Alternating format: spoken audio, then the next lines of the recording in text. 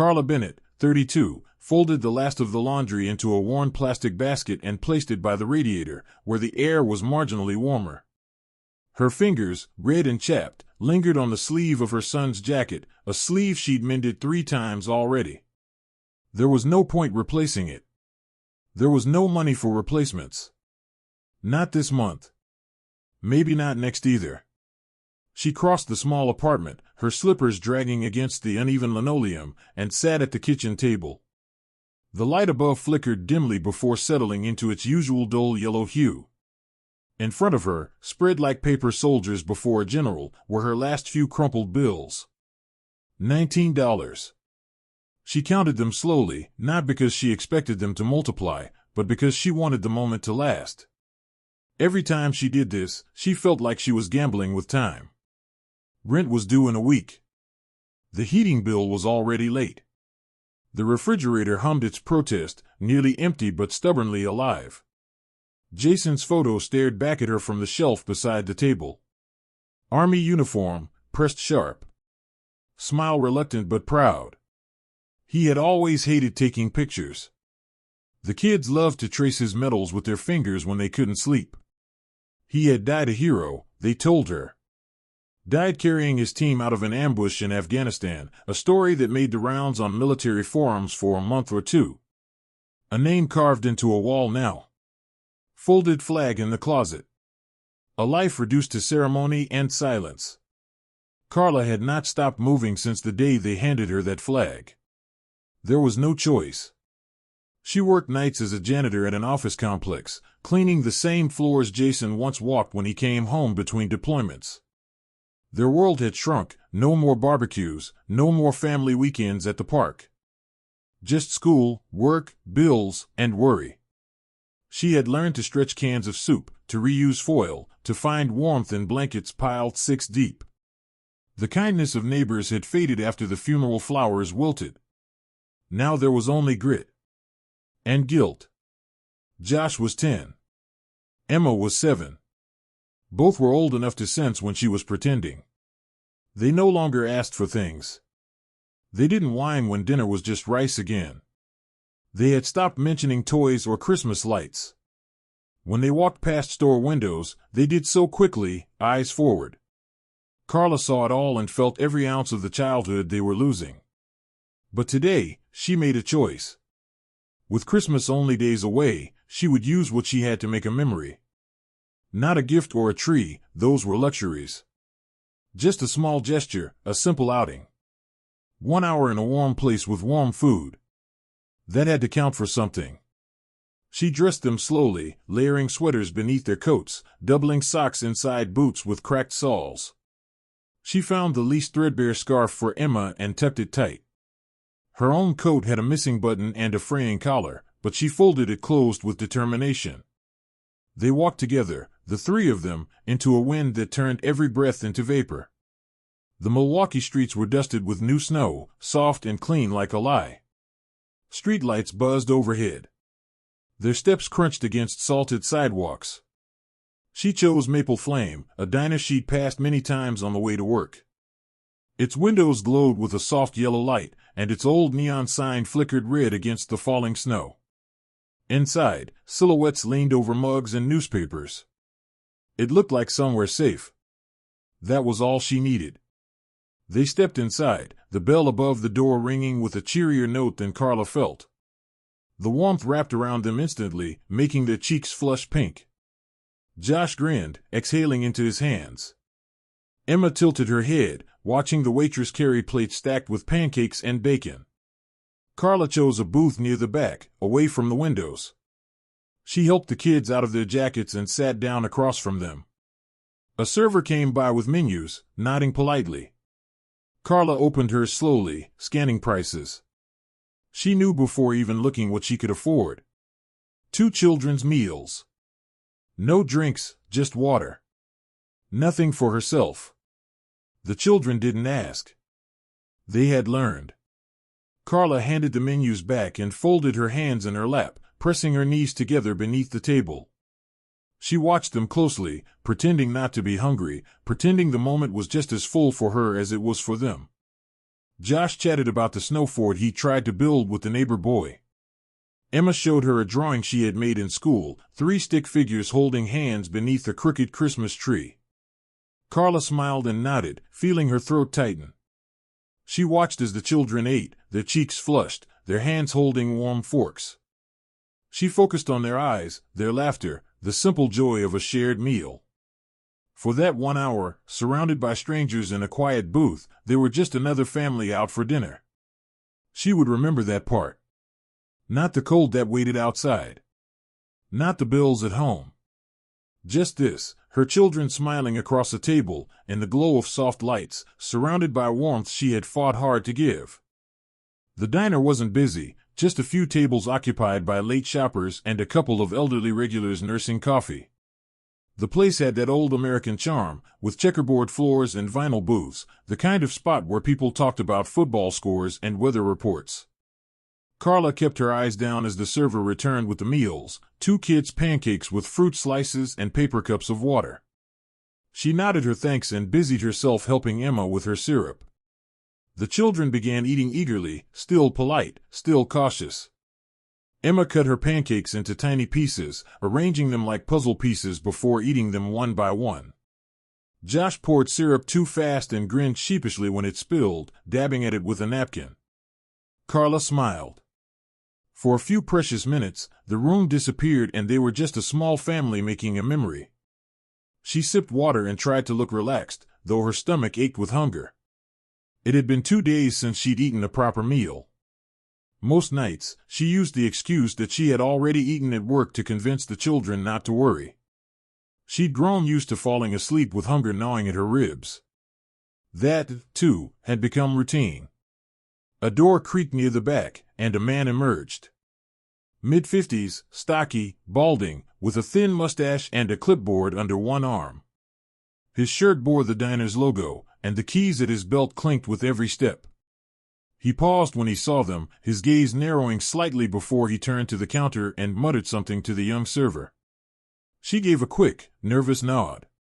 Moments later, the man approached their table, clipboard in hand. His voice was firm, controlled, but carried the sharp edge of judgment honed over years of managing tight margins and tighter reputations. "Excuse me," he said, his eyes on Carla but voice loud enough for surrounding tables to hear. "Do you have a tab open, ma'am?" Carla blinked. "No, I paid cash," she said quickly, reaching into her coat pocket to retrieve the folded bills. He didn't glance at the money. His gaze slid from her fraying coat to the mismatched gloves in her children's laps. "We have policies here," he continued, shifting the clipboard under his arm. "This isn't a soup kitchen. We're not in the habit of giving things away." Carla's spine stiffened. "I paid for my children's meals." The room had gone quiet. One man at the counter lowered his newspaper. An older couple stopped mid-conversation. "Right," the manager said. "It's just, we've had trouble before. People coming in, ordering just enough to linger, sometimes pretending to be customers. You understand." Carla inhaled, long and slow, to keep her voice steady.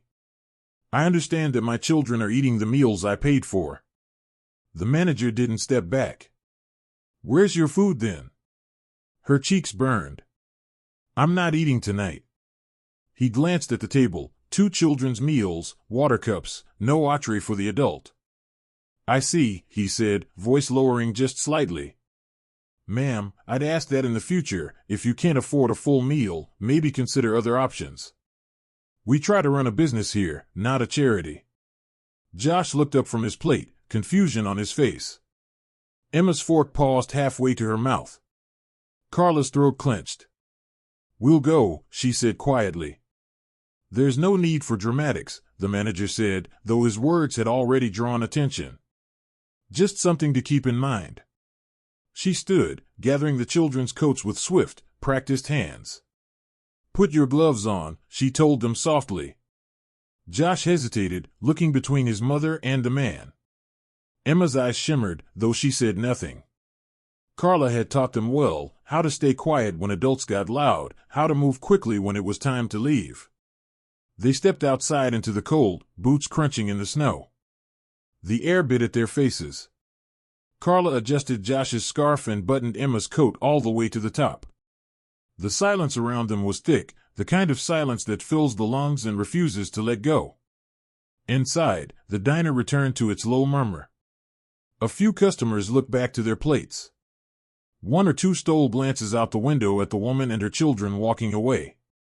Carla didn't look back. She held Emma's hand, kept Josh close, and walked with a dignity carved from necessity.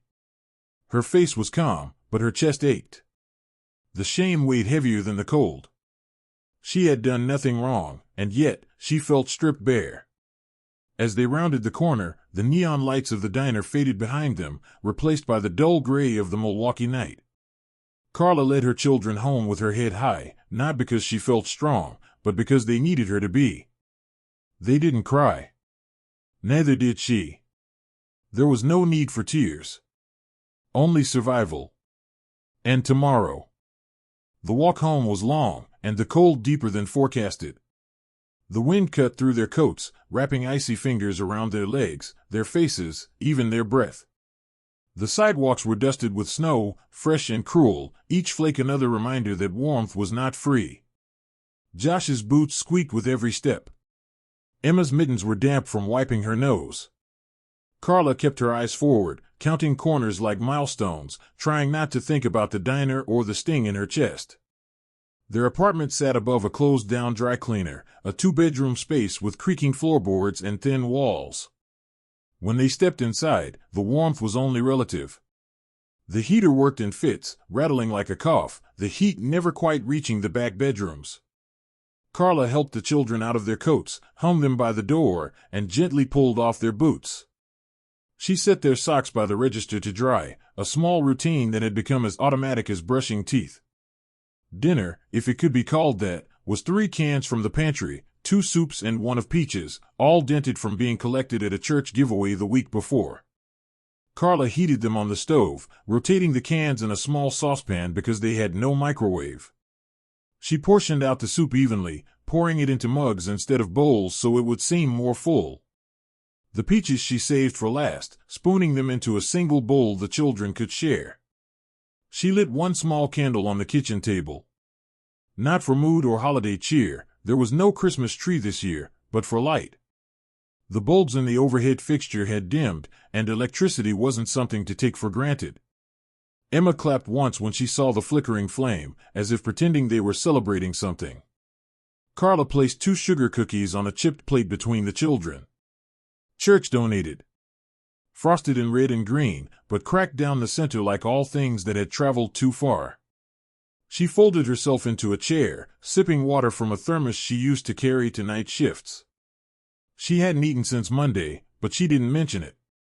Hunger had become an old houseguest, unwelcome but familiar.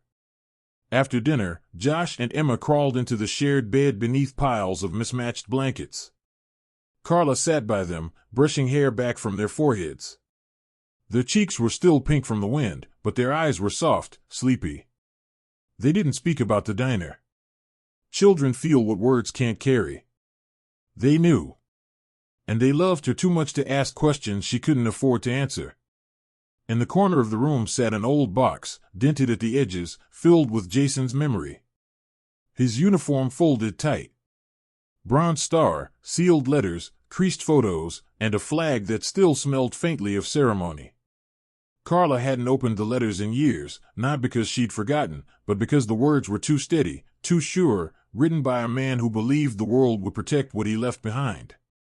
She pulled the box onto her lap as the children slept.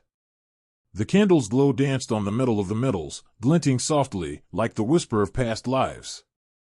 She ran a finger over the edge of a photo, Jason with his arm around her at graduation, in dress blues, smiling like a man who knew who he was. A soldier. A husband. A father. Then another image, Jason crouched beside Josh, helping him with a toy car. Carla felt a sharp, sudden ache of time lost. Outside, snow was falling heavier now, tapping against the window like a polite knock from the night. The apartment was still, save for the hum of the heater and the quiet, even breaths of her children. Carla leaned back against the wall, still holding the photograph, her eyes tracing the edges of Jason's face again and again. She remembered what it had felt like to have enough. Not abundance, just enough. Enough food. Enough rest. Enough laughter in a room to drown out fear. Now it was all pieces. Everything held together by patches and hope. Somewhere down the street, a siren wailed, sharp and fast. Then silence again. She reached for the thermos and poured herself another inch of lukewarm water. She hadn't tasted coffee in weeks, but she liked the weight of the thermos in her hands. It reminded her of better mornings. She sat there for a long time, legs tucked under her, staring at the shadows the candle threw across the walls. And though the pain of humiliation at the diner still curled around her chest, Carla didn't cry. Not because she wasn't hurt, but because she didn't want to waste the quiet. In the world she lived in now, peace was rare. Even peace wrapped in hunger and cold. She didn't know that something else had been lit that night. That beyond the narrow alley behind the diner, a teenage boy had stood with a phone, filming quietly from the sidewalk. That a short, silent video now flickered across phones and feeds, titled only, "This woman got humiliated at a diner for feeding her kids." She didn't know that by the time she blew out the candle and curled up beside the kids, the video had already passed 10,000 views. And she couldn't have known that by morning, her name would be spoken in places she'd never imagined. But that night, in the warmth of candlelight, surrounded by the soft rhythm of her children's breath and the memory of a man who had believed in honor, Carla held her silence like a prayer. She didn't ask for help. She only asked for the strength to get through one more night. And somehow, that was enough. Spring arrived slowly in Milwaukee that year, as if the city itself hesitated to believe in warmth again. The snow melted in uneven patches, puddling into sidewalks where grit still clung from a brutal winter. Carla Bennett stood by the stoop of their apartment building, adjusting Josh's collar while Emma twirled in her navy blue jacket, the hem dancing around her legs like petals in the breeze. A neighbor passed by and nodded. People had started recognizing them now, sometimes from a video, sometimes from the news story, and sometimes simply from word of mouth. The woman who had been shamed. The children of a fallen soldier. The family that had somehow stirred an entire city's conscience. Josh straightened his shoulders the way his father had in photographs. Emma smoothed her hair, eyes bright. Carla held their hands as they made their way to the community center, where a small ceremony had been quietly organized by local veterans. The photo was unveiled with little fanfare but deep reverence. Hung in the hallway across from the children's library, the frame held two images. One of Jason Bennett in full uniform, his nameplate shining even in black and white. The other, more recent, was a photograph captured weeks earlier, Carla standing tall, her children at her side, flanked by servicemen at attention. It had been taken outside the reopened Maple Flame Diner, beneath the new sign and a crowd of silent onlookers. Some had been the same people who once looked away. Below the photographs was a plaque, its message simple but unforgettable. "You didn't lose him, you inherited us all." Carla touched the corner of the frame gently. She thought of Jason's voice, always calm under pressure, always steady. He would have said something simple, something kind, then disappeared back into the work of helping others. She had never sought out justice. She had no energy for it. But something deeper than justice had taken root, something that outlived courtrooms or headlines. It was in the way people greeted her now, not with pity, but with respect. In the way children in her neighborhood left thank you cards in their mailbox. In the soft nods from uniformed strangers who didn't need to explain how they knew. Her part-time job at the military academy's dining hall had become more than just work. It was a place of routine, of belonging, and of whispered stories from cadets who had lost parents of their own. Carla had learned their names, remembered their birthdays, and in return, they left her quiet gifts, a sketch, a folded letter, a coin bearing the seal of their father's unit. At the Maple Flame Diner, now under the care of a retired Army sergeant, a table in the center stood perpetually reserved. Its white cloth never stained, its place settings never touched. A single photograph of Jason sat at the center, flanked by small flags and the inscription, "For families who gave everything." Every Sunday, Carla returned there as the weekend manager.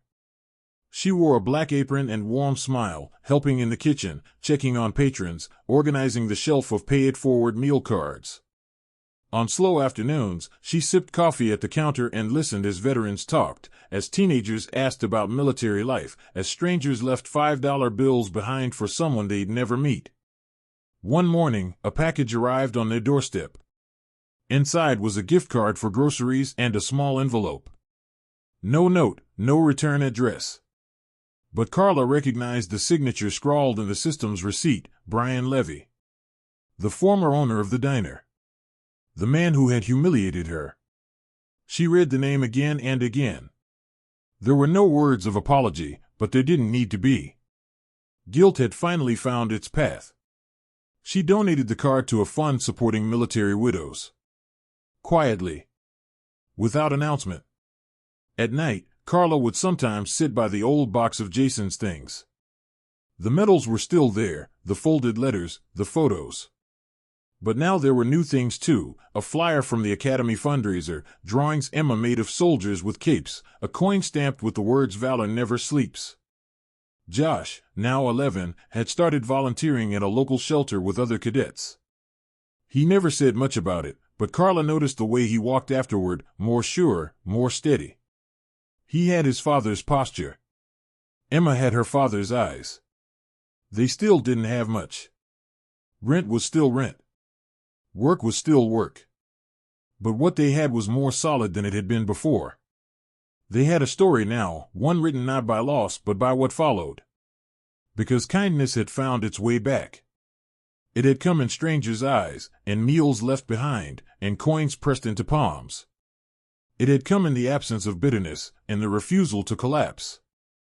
It had come not through shouting or vengeance, but through endurance, memory, and the steady unfolding of truth. No court had punished the cruel. But the world had noticed. And remembered. And changed. Carla Bennett stood beneath the new plaque one last time that day, watching as her children laughed with other families. She exhaled slowly, letting the quiet fill her chest. She had never asked for recognition. She had only asked for her children to know dignity.